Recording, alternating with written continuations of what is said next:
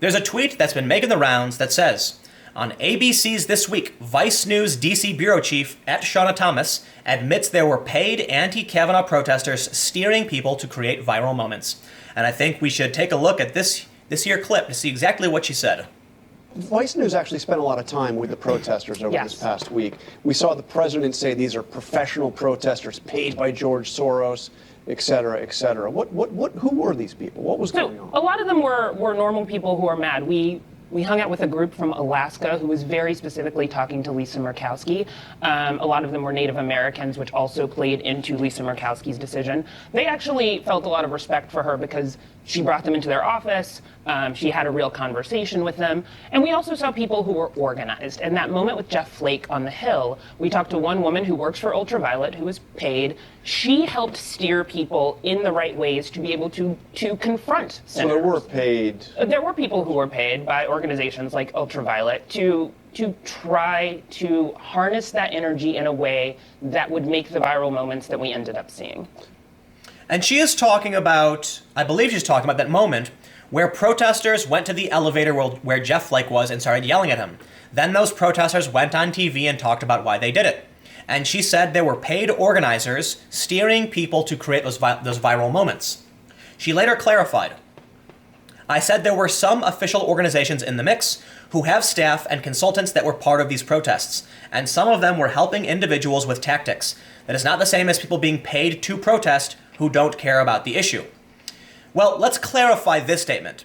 Look, her saying that they're not paid to protest is kind of just a personal opinion.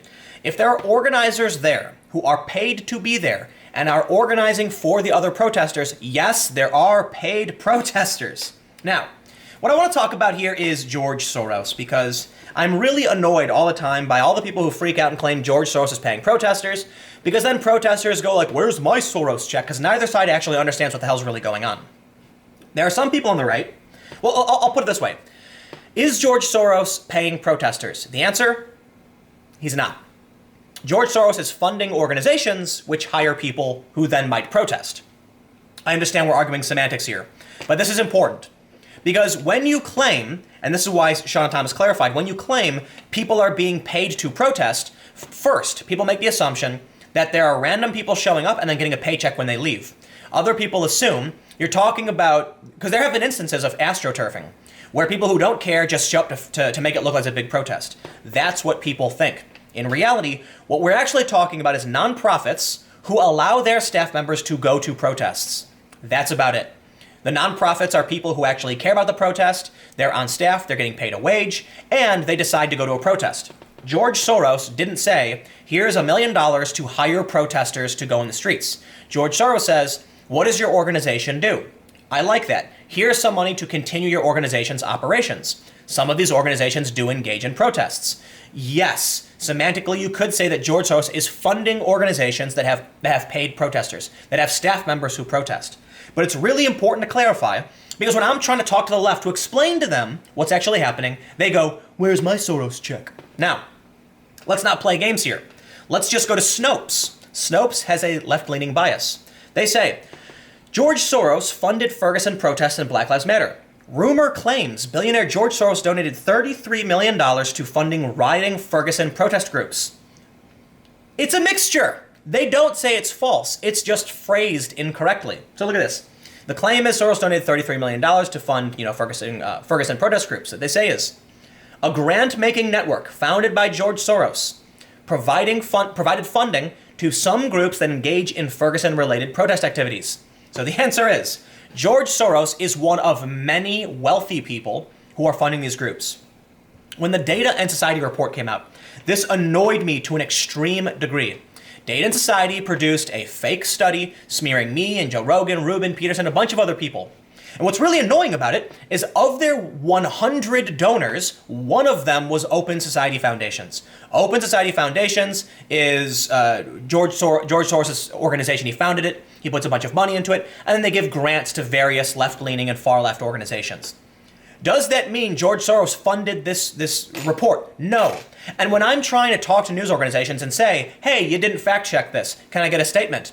a bunch of insane people butt in and start bombarding these people with tweets talking about how they're George Soros funded lackeys. You know how difficult it makes it for me to actually fact check, actually call out fake news from the mainstream media when waves of conspiracy theorists are yelling that George Soros funded their report.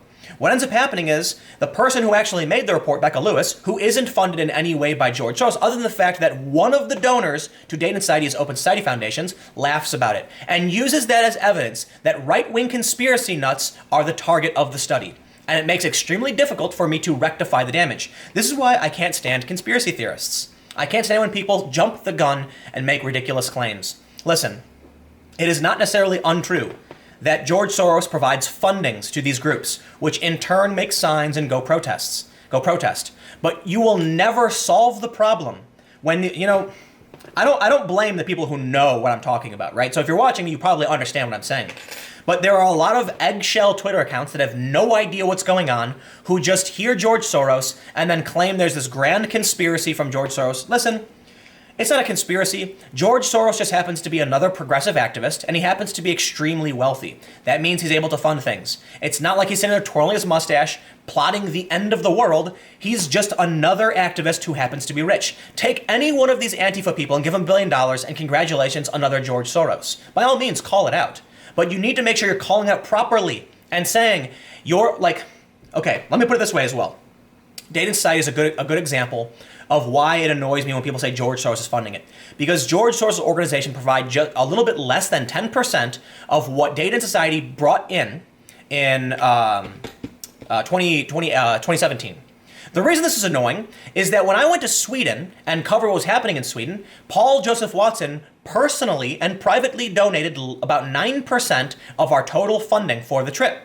He was just another person who gave money. He had no control over what I did. He did not fund me in any way, and I am not working for them in any capacity. But this is what they keep saying. They say Tim Pool is funded by InfoWars. That's complete and total nonsense. The reporting that I did from Sweden was balanced. It showed that, to an extent, Paul Joseph Watson had a point about some issues, but mostly was exaggerating or hyperbolic, and the left was also exaggerating as well.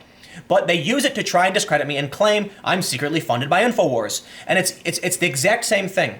If one of the donors to Data and Society happens to be George Soros' foundation, George Soros isn't funding Data and Society. George Soros funds an organization which has a board which makes decisions, not him. It then funds other things, and then of Data and Society's donors, less than 10% came from George Soros. So when people start screaming, they start tweeting him nonstop, it's a George Soros. Like, I had people posting on my YouTube be like, Tim, you gotta look at who's funding this. What, the New York Times? Seriously, the New York Times was one of the donors to Data and Society.